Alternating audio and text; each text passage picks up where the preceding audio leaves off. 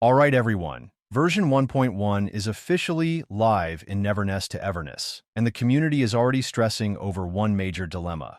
Who should you actually summon for, between Lacrimosa and Chaos, the Phase 1 and Phase 2 banners? Honestly, both of these units look absolutely incredible on paper, but unless you've been aggressively hoarding your gacha currency, most of us will realistically only be able to fully invest in just one. Because of that, today's video is going to completely dismantle both characters. We're covering their release dates, gameplay mechanics, long-term account value, and best team synergies to finally answer the ultimate question: who is truly worth your pulls in 1.1? And real quick before we dive in, if you enjoy this kind of Neverness to Everness content, make sure to drop a like, subscribe, and turn on notifications. We have a ton of banner analyses, pull priority guides, and gameplay breakdowns lined up for the channel, especially when more info drops for version 1.2. I'll be covering everything right here, so make sure you stay tuned for those updates. But alright, let's dive right into it without wasting any time. Starting with the basics, we have a quick summary of the official details.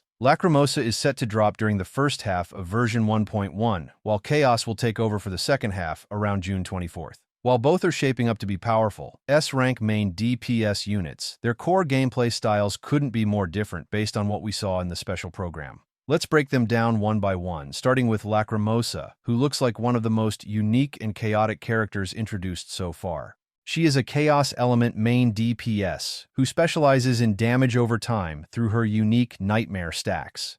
Her playstyle is incredibly distinct because it revolves around constantly swapping between two entirely different combat modes. You have her Frying Pan mode for close-range melee strikes and her Red Jelly mode for ranged projectile attacks. Her entire loop is about piling those Nightmare stacks onto targets until they essentially detonate, making her DOT potential look absolutely insane the more gameplay we see. When it comes to long-term account value, Lacrimosa is currently looking like an incredibly safe pull. This is because her role is already crystal clear as a dedicated Chaos DOT carry with amazing reaction synergy, and theory crafters are already mapping out her optimal setups. On top of that, her specialized exploration skill offers massive account utility.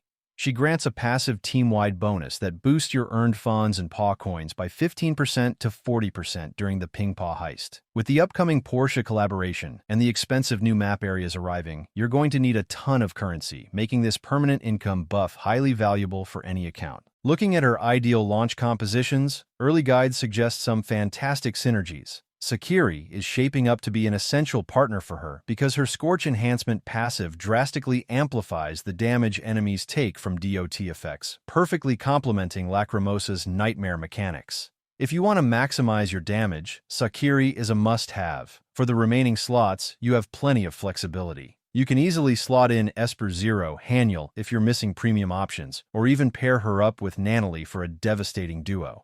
Next up, let's talk about Chaos.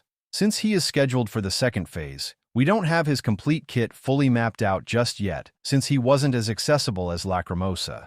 However, we do know he is a Lakshana element character focused on crime charges, warrant marks, and heavy burst follow-up attacks. Unlike Lacrimosa's gradual damage over time playstyle, Chaos is all about immediate, upfront, front-loaded damage. His loop focuses on marking targets, building up charges, and then unleashing massive burst damage all at once, making him a high-value, modern main DPS for the 1.1 meta.